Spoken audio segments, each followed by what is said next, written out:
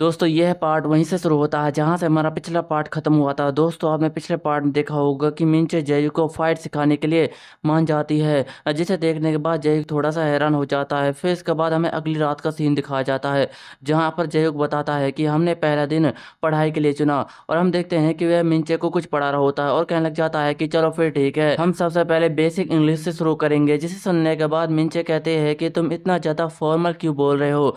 जिसे सुनने के बाद जयू कहता है कि मुझे फॉर्मल बोलना पड़ेगा ताकि मैं तुम्हें अच्छे से लेसन सिखा सकूं, और वैसे भी मैं तुम्हारा ट्यूटर बन चुका हूं, तुम्हें मेरी बात माननी होगी। और वह कहता है कि चलो फिर ठीक है, मैं तुम्हारा एक टेस्ट लेता हूं, बताओ कि दिस का मतलब क्या होता है। जिसे सुनने के बाद मिंचे कहती है कि दिस का मतलब सीक्रेट होता है। और जिसे सुनने के बाद जयू हैरान हो जाता है और कहने लग जाता है कि क्या सीक्रेट, चलो बताओ कि बस का मतलब क्या होता है। जिसे सुनने के बाद मिंचे कहते हैं कि मुझे नहीं पता, मुझे इसके बारे में कुछ भी नहीं पता।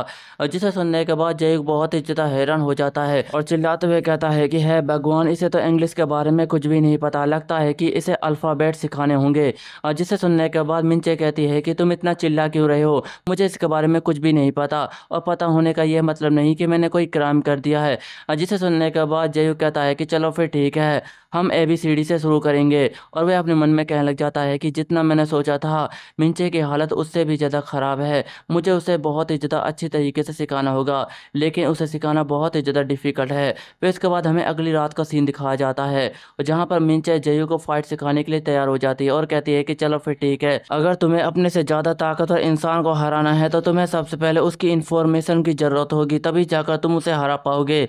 जिसे सुनने के बाद जयू कहता है कि क्या इन्फॉर्मेशन, इसका मतलब है कि तुम भी इसी तरह से अपने अपोनेंट को हराती हो। जिसे सुनने के बाद मिंचे कहती है कि हाँ, अगर तुम्हें दुश्मन की कमजोरियों के बारे में पता होगा तो तुम उसे आसानी के साथ हरा सकते हो। चलो फिर ठीक है, हम कल तुम्हारे अपोनेंट की जानकारी को लेंगे। और हम देखते हैं कि वे स्कूल आ जाते हैं और मिंचे कहते हैं कि मुझे ऊंचा उठाओ, मुझे कुछ भी दिखाई नहीं दे रहा। जिसे सुनने के बाद जयू कहता है कि तुम बहुत ही ज़्यादा भारी हो, बताओ तुम्हारा वजन कितना है। जिसे सुनने के बाद मिंचे कहती है कि क्या तुम मेरे हाथों से मरना चाहता है बेवकूफ़, तुमने कहा था कि वे यहाँ पर स्मोक करने के लिए आते हैं, लेकिन मुझे तो यहाँ पर कोई भी दिखाई नहीं दे रहा। जिसे सुनने के बाद जयू कहता है कि मैंने तुम्हें सच बताया था, ज़रा इंतज़ार तो करो। और हम देखते हैं कि मिंचे कहती है कि अरे हाँ, वह लोग तो यहाँ पर आ गए। और हम देखते हैं कि वहाँ पर सेंगमम आ चुका होता है जो कहता है कि है मुझे एक सिगरेट तो देना। जिसे सुनने के बाद मिंचे कहती है कि क्या वह लाल बालों वाला बंदा तुम्हारा दुश्मन है। जिसे सुनने के बाद जयू हाँ कहता है और सेंगमम का दोस्त कहता है कि मेरे पास बहुत ही ज़्यादा कम सिगरेट है। जिसे सुनने के बाद सेंगमम कहता है कि चलो ठीक है, एक दूसरे से एडजस्ट कर लो। और वह कहता है कि लेकिन सेंगमम, मैंने सुना है कि तुम्हारी किसी बंदे से लड़ाई हुई है, वह कौन है। जिसे सुनने के बाद सेंगमम कहता है कि हाँ, मैंने उसके दोस्त को पीट दिया था, अब वह बहुत ही ज़्यादा गुस्से में है और मुझसे फाइट करने के लिए कह रहा था, उसने तो मेरे सर में दर्द कर रखा है। जिसे सुनने के बाद सेंगमम का दोस्त कहता है कि लगता है कि वे बेवकूफ़ पूरी तरीके से पागल हो गया है जो तुम्हारे हाथों से मरना चाहता है, बताओ कि तुम्हारी लड़ाई कहाँ पर होने वाली है। जिसे सुनने के बाद सेंगमम कहता है कि हमारी लड़ाई पार्क में होने वाली है और मुझे लगता है कि इसमें काफ़ी ज़्यादा मज़ा आएगा। जिसे सुनने के बाद मिंचे काफ़ी ज़्यादा खुश हो जाती है और कहने लग जाती है कि वे लोग लड़ाई करने वाले हैं, चलो उसे जाकर देखते हैं। जिसे सुनने के बाद जयू हैरान हो जाता है और कहता है कि चलो ठीक है, हम उसे जाकर देखते हैं, लेकिन सबसे पहले तुम मेरे ऊपर से हट जाओ, तुम बहुत ही ज़्यादा भारी हो, मैं तुम्हें संभाल नहीं पाऊंगा। जिसे सुनने के बाद मिंचे गुस्सा हो जाती है और कहने लग जाती है कि बेवकूफ़, मैं बहुत ही ज़्यादा हल्की हूँ, तू मेरे हाथों से मरना चाहता है क्या। और हम देखते हैं कि जयू को उसे लेकर नीचे गिर जाता है, जिसे देखने के बाद मिंचे गुस्सा हो जाती है और उसे पैर मारने लग जाती है। और इसकी आवाज़ सुनने के बाद वह बंदे कहते हैं कि लगता है कि यहाँ से किसी की आवाज़ आई। फिर इसके बाद हमें एक अगली जगह का सीन दिखाया जाता है जहाँ पर जयू घोड़ी पैर कर आगे होता है और कहता है कि लेकिन हम यहाँ पर फाइट देखने के लिए क्यों आए हैं, इससे हमें क्या फ़ायदा होने वाला है। जिसे सुनने के बाद मिंचे कहती है कि क्या तुम इसके बारे में भूल गए बेवकूफ़, हम तुम्हारे अपोनेंट को यहाँ पर ऑब्जर्व करने के लिए आए हैं ताकि हम एक अच्छी स्ट्रेटजी बना सके, तुम्हें मेरे ऊपर भरोसा रखना चाहिए। जिसे सुनने के बाद जयू कहता है कि हाँ ठीक है। जिसे सुनने के बाद मिंचे कहती है कि तुम्हें अपने कान खुले रखने हैं और मेरी पूरी बातों को सुनना है। जिसे सुनने के बाद जयू कहता है कि ठीक है, लेकिन तुम मुझे फाइट तो सिखा रही हो ना, फिर तुमने मुझे यह अपना वजन क्यों देकर रखा है, क्या तुम मुझे अपना सर्वेंट समझ कर रखी हो। जिसे सुनने के बाद मिंचे गुस्सा हो जाती है और कहती है कि क्या तुम मेरे ऊपर शक कर रहे हो, और वैसे भी हम दोनों के लेवल्स में ज़मीन आसमान का अंतर है, तुम मेरी बातों को कभी भी समझ नहीं पाओगे, जब तक फाइट ख़त्म नहीं हो जाती तब तक तुम मेरे बैग को कैरी कर कर रखोगे। और इस बात का ध्यान रखना कि हम दोनों पकड़े ना जाए, अगर किसी को पता चला कि मैं तुझ जैसे लूजर को जानती हूँ तो मैं तुम मेरे हाथों से काफ़ी ज़्यादा पिटने वाला है। जिसे सुनने के बाद जयूक कहता है कि ठीक है, और वह अपने मन में कहता है कि लगता है कि मिंची अपनी टाइम की एक बहुत बड़ी बदमाश है। और वह कहता है कि देखो ज़रा, वह पुलिस यहाँ पर आ रहे हैं। जिसे सुनने के बाद मिंची कहती है कि चलो फिर ठीक है, हम फाइट देखने के लिए चलते हैं। फिर उसके बाद हमें पार्किंग का सीन दिखाया जाता है जहाँ पर बहुत सारे स्कूल के बच्चे आ चुके होते हैं। जिसे देखने के बाद जयूक कहता है कि वाओ, ये प्लेस तो कितना ज़्यादा अच्छा है, लगता है कि यह बदमाशों की रिंग है। और वहाँ पर कुछ लड़कियाँ होती है जो मिंचे को देखने के बाद थोड़ी सी हैरान हो जाती है और कहती है कि तुम तो वही लड़की हो ना जो यहाँ पर ट्रांसफ़र होकर आई है, क्या तुम भी यहाँ पर फाइट देखने के लिए आई हो? जिसे सुनने के बाद मिंचे कहती है कि हाँ, तुमने बिल्कुल सही कहा, मैं बहुत ही ज़्यादा बोर हो गई थी इसलिए मैं यहाँ पर आ गई हूँ। जिसे सुनने के बाद वह लड़की कहती है कि तुम तो बिल्कुल अच्छे टाइम पर आई हो, उन दोनों की लड़ाई जल्दी होने वाली है और इसमें काफ़ी ज़्यादा मजा आएगा, क्या तुम एक सिगरेट लेना चाहोगी? जिसे सुनने के बाद मिंचे कहती है कि आपका शुक्रिया, लेकिन मैं पहले से ही पी कर आई हूँ। और वह कहती है कि लेकिन तुम्हारे पीछे यह लड़का कौन है? जिसे सुनने के बाद मिंचे कहती है कि तुम उस पर ध्यान मत दो, वह हमारे घर का एक जूनियर है और मैं इसे लाई हूँ। जिसे सुनने के बाद वह लड़की कहती है कि लगता है कि यह बहुत ही ज़्यादा शर्मीला है। जिसे सुनने के बाद जयूक अपने मन में कहता है कि क्या इसने अपने घर का नौकर समझ कर रखा है मुझे? क्या ये पूरी तरीके से पागल हो गई है? अगर इसकी मदद की ज़रूरत नहीं होती तो मैं यहाँ पर कभी भी नहीं आता। और एक लड़की कहती है कि वह देखो, वहाँ पर फाइटिंग स्टार्ट हो रही है। जिसे सुनने के बाद मिंचे कहती है कि चलो ठीक है, हम इसे क्लोज जाकर देखते हैं। और हम देखते हैं कि कुछ स्टूडेंट के बीच में सेंगमोंग और एक बंदा खड़ा होता है और वह दोनों फाइटिंग करने के लिए बिल्कुल तैयार हो जाते हैं। जिसे देखने के बाद सेंगमोंग कहता है कि भाई, तुम मुझसे लड़ना क्यों चाहता है? मैंने तो तेरा कुछ भी नहीं बिगाड़ा, और वैसे भी तू कीड़े की तरह है जिसे मैं मन चाहे कुचल सकता हूँ। जिसे सुनने के बाद वह बंदा कहता है कि हरामी कहीं के, तूने मेरे दोस्त की उंगली तोड़ी है, तुम्हें उसके लिए सजा जरूर मिलेगी। जिसे सुनने के बाद सेंगमोंग कहता है कि हम सिर्फ फुटबॉल खेल रहे थे और उसके गलती से लग गई थी, यह सिर्फ एक एक्सीडेंट है, इसे भूल जाओ। जिसे सुनने के बाद वह बंदा कहता है कि क्या भूल जाऊं? अगर यह बात सच है हरामी, तो उससे जाकर माफ़ी मांग। जिसे सुनने के बाद सेंगमोंग कहता है कि सॉरी सॉरी सॉरी, मुझे माफ़ कर देना तुम्हारी आंखों को फोड़ने के लिए। और हम देखते हैं कि सेंगमोंग उस बंदे की आंख में अपना अंगूठा घुसा देता है जिसकी वजह से उस बंदे को काफ़ी ज़्यादा दर्द होता है। और सेंगमोंग उसे एक जोरदार मुक्का मारते हुए कहने लग जाता है कि कुत्ते कहीं के, अपनी बकवास बंद कर, तूने अपनी लाइन क्रॉस कर दी है और तू इसके लिए मुझसे काफ़ी ज़्यादा पिटने वाला है। और हम देखते हैं कि सेंगमोंग लगातार उसके बहुत सारे पंचेस मार रहा होता है। जिसे देखने के बाद वह बंदा भी सेंगमोंग को मारने के लिए आता है, लेकिन सेंगमोंग उसे एक जोरदार लात मारता है और एक जोरदार मुक्का मारते हुए उसे ज़मीन पर गिरा देता है, जिसके बाद वह बंदा दोबारा खड़ा नहीं होता। जिसे देखने के बाद सेंगमोंग कहता है कि ये क्या है फकिंग बास्टर्ड, मुझे लगा था कि तू ताकतवर है और मुझे एक अच्छी टक्कर दे पाएगा, लेकिन तू तो एक ही मुक्के के अंदर ढेर हो गया, तू भी बाकी लूजरों की तरह निकला। जिसे देखने के बाद कुछ लड़कियां कहती है कि तुम तो बहुत ही ज़्यादा सेक्सी हो, इसने तो बहुत ही ज़्यादा कमाल कर दिया, ये हमारे स्कूल का सबसे ज़्यादा ताकतवर लड़का है। जिसे देखने के बाद जयूक कहता है कि यह कितना ज़्यादा डरावना है, लेकिन मिंचे अभी भी सेंगमोंग को ऑब्जर्व कर रही होती है। और हम देखते हैं कि सेंगमोंग चिल्लाते हुए कहता है कि ये अभी भी ख़त्म नहीं हुआ लूजर, तू मेरे हाथों से और भी ज़्यादा पिटने वाला है, ये ले सो करके कर। और हम देखते हैं कि सेंगमोंग उसे एक जोरदार लात मारता है और कहने लग जाता है कि लूजर, आज तुम मेरे हाथों से बहुत ही ज़्यादा पिटेगा। और वह लगातार उस बंदे को मारे ही जा रहा होता है। फिर इसके बाद हम देखते हैं कि सेंगमोंग उस बंदे की मार मार कर बहुत ही ज़्यादा बुरी हालत कर देता है और उसके जबड़े के बहुत सारे दांत तोड़ देता है और बहुत सारा खून भी निकल रहा होता है।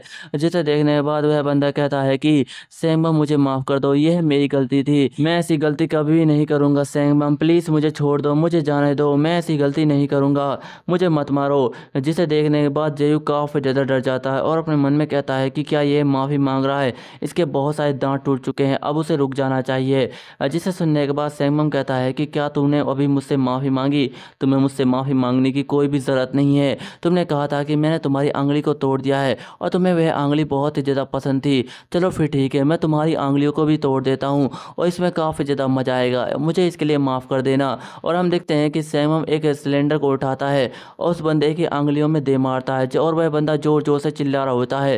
जिसे देखने के बाद जयूक काफ़ी ज़्यादा डर जाता है और उस बंदे की चिल्लाने की आवाज़ बाहर तक जा रही होती है। फिर इसके बाद हम देखते हैं कि रात हो चुकी होती है और जयूक अपना सर पकड़ कर बैठा होता है और कहता है कि मैं नहीं कर सकता, मैं उससे कभी भी नहीं जीत सकता, वह काफ़ी ज़्यादा डरावना है, मैं उससे कभी भी नहीं जीत पाऊंगा। जिसे सुनने के बाद मिंचे उसे एक लात मारते हुए कहने लग जाती है कि बेवकूफ़, तुम यह क्या बोल रहे हो, तुम सच में बहुत बड़े लूजर हो, अब चुप भी हो जाओ, मैं तुम्हें 1 महीने के अंदर तैयार कर दूंगी। जिसे सुनने के बाद जयुक थोड़ा सा हैरान हो जाता है और कहता है कि क्या अभी तुमने क्या कहा। जिसे सुनने के बाद मिंचे चिल्लाते हुए कहती है कि क्या तुमने सुना ही नहीं देता बेवकूफ़, मैंने कहा कि मैं तुम्हें 1 महीने के अंदर सैंगमम से लड़ने के लिए तैयार कर दूंगी लूजर। और हाँ, अगर तुम मुझसे लड़ना चाहते हो तो मुझे बता सकते हो, अगर नहीं लड़ना चाहते तो तुम यहाँ से छोड़ कर जा सकते हो।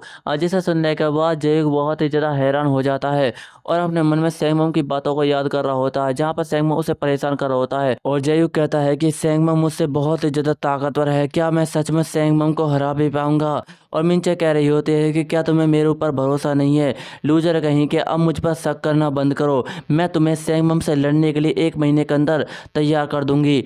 जिसे सुनने के बाद जयुक कहता है कि ठीक है, मैं ये करने के लिए तैयार हूँ। और वह अपने मन में कहता है कि लेकिन क्या सच में मैं सैंगमम को हरा भी पाऊंगा या फिर नहीं, वह मुझसे कई गुना ज़्यादा ताकतवर है। और मिंचे ने कहा है कि वह मुझे 1 महीने के अंदर तैयार कर देगी, इसका मतलब है मुझे मुझे डरने की बिल्कुल भी ज़रूरत नहीं है। और वैसे भी इस दुनिया के अंदर रिस्क लिए बिना कुछ भी नहीं होता, मुझे रिस्क लेना होगा। और वैसे भी मैं एक बहुत बड़ा लूजर हूँ और मेरे पास हारने के लिए कुछ भी नहीं है। वैसे भी अगर मैं पिटा भी तो इससे मेरा कुछ भी नहीं होने वाला, मैं दोबारा से शुरुआत कर सकता हूँ, मैं हार नहीं सकता।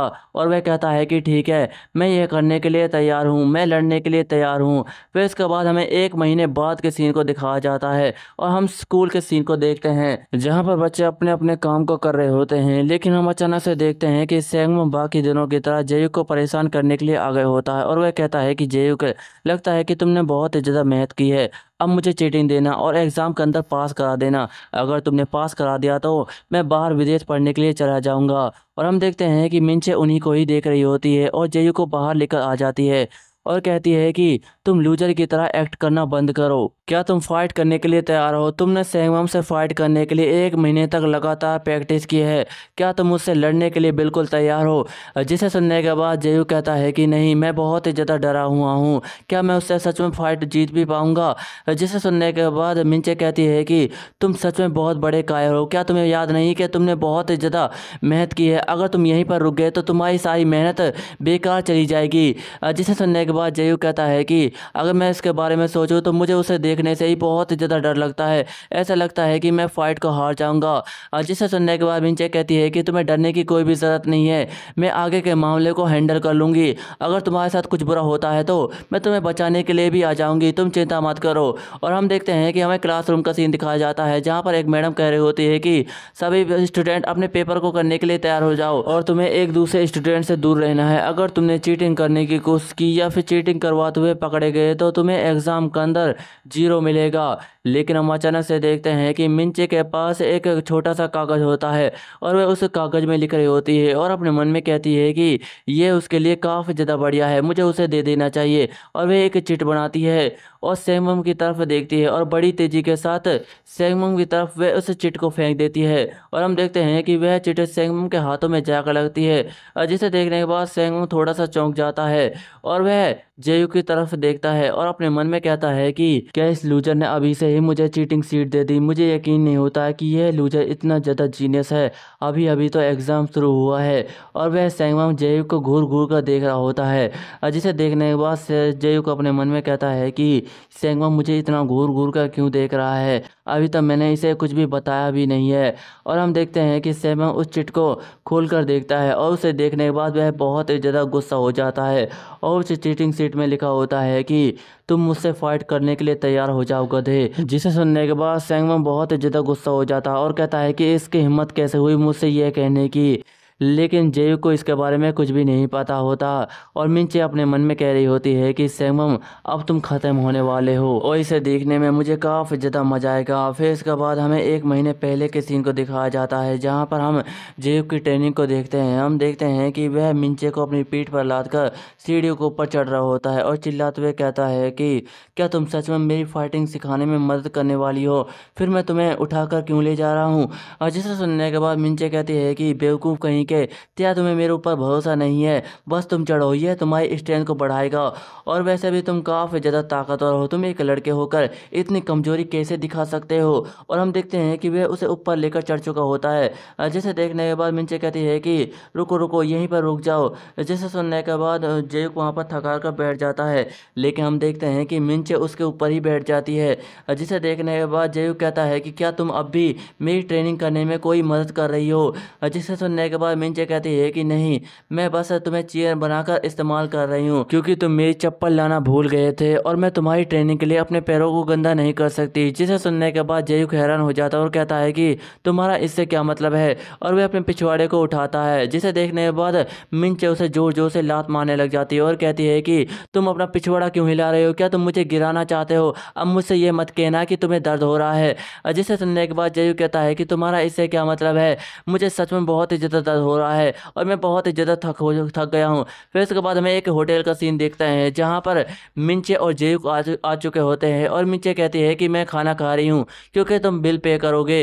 जिसे सुनने के बाद जेयुक कहता है कि हाँ ठीक है, मैं पे कर दूंगा। और मिंचे कहती है कि ताकत के लिए वजन का होना बहुत ही ज़्यादा जरूरी है, अगर तुम 1 टन खाओगे तो कम से कम 10 किलो वजन तो बढ़ा ही लोगे।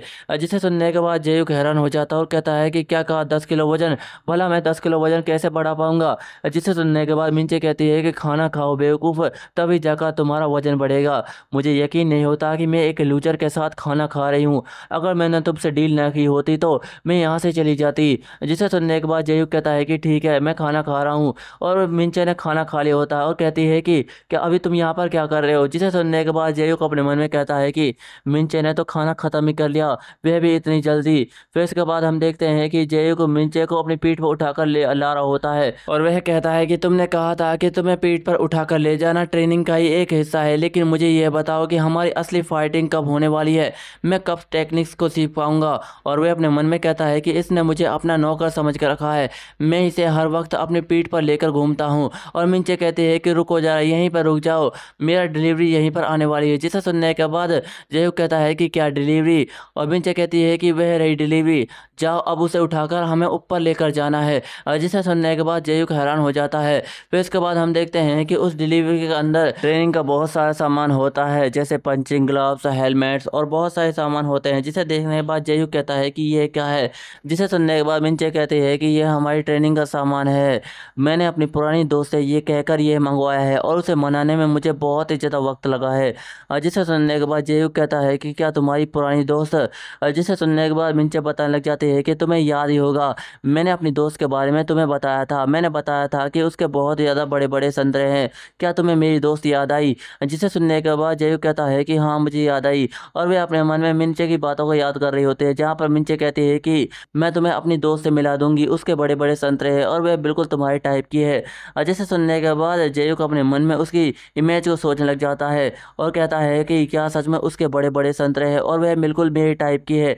क्या ऐसा इंसान एग्जिट भी कर सकता है? और वह कहता है कि नहीं नहीं, मुझे इस सब बातों को इमेजिन नहीं करना चाहिए, ये सब बकवास है। और जेयुक की हरकतों को देखने के बाद मिंचे कहते हैं कि लगता है कि तुम दोबारा से कुछ गंदा सोच रहे हो, तुम तो सच में बहुत बड़े ठरकी हो। चलो हम अपनी ट्रेनिंग को स्टार्ट करते हैं। तुम्हें कुछ इस तरह से अपने मुक्कों को सामने लाना है और बड़ी तेजी के साथ हमला करना है, बिल्कुल 1 2 1 2।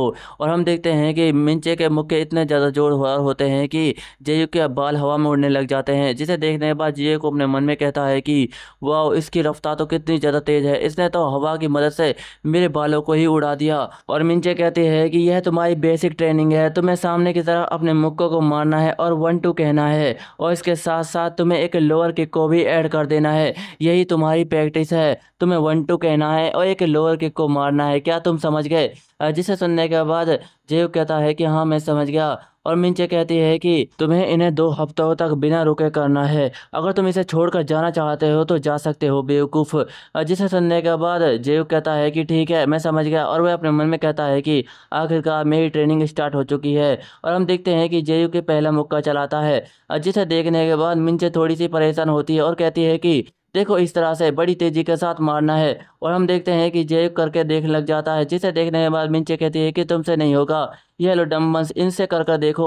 और हम देखते हैं कि जय उन डंबल से करने लग जाता है, लेकिन उनसे करने में उसे काफ़ी ज़्यादा प्रॉब्लम हो रही होती है। और हम देखते हैं कि करते करते रात बीत चुकी होती है। फिर इसके बाद दिन निकल आता है और जयुक अभी भी प्रैक्टिस कर रहा होता है, और दोबारा से रात हो जाती है और दोबारा से दिन आ जाता है, लेकिन अभी भी जयुक की ट्रेनिंग चल रही होती है। और उसे ऐसा करते करते 2 दिन बीत चुके होते हैं, और 2 दिन बाद वह अपने डंबल्स को फेंकता है और बड़ी तेजी के साथ अपने मुख को सामने की तरफ चलाने लग जाता है। और वह बड़ी तेजी के साथ अपने मुख को सामने की तरफ चला रहा होता है, जिसे देखने के बाद मिंचे कहती है कि लगता है कि यह लूजर धीरे धीरे अपने आप को बेटर बनाता जा रहा है। और दोस्तों इसी के साथ ही हमारा यह चैप्टर भी एंड हो जाता है। दोस्तों कल बकरा ईद है, बकरा ईद की आपको बहुत ही ज़्यादा मुबारकबाद। अगर आप बकरा ईद के लिए कुछ सामान खरीदना चाहते हैं तो आप एनएफजेड ब्रांड स्टोर से खरीद सकते हैं, जहां पर आपको बहुत सारी घड़ी, ईयरबड्स, टी शर्ट्स और बहुत सारे सामान मिल सकते हैं, और इसके लिए आपको डिस्काउंट भी दिया जाएगा। लिंक डिस्क्रिप्शन में है। दोस्तों आपको वीडियो अच्छी लगी हो तो वीडियो को लाइक एंड चाहे अपने हो चैनल सब्सक्राइब कर लीजिए। मिलते हैं अगली वीडियो में। धन्यवाद।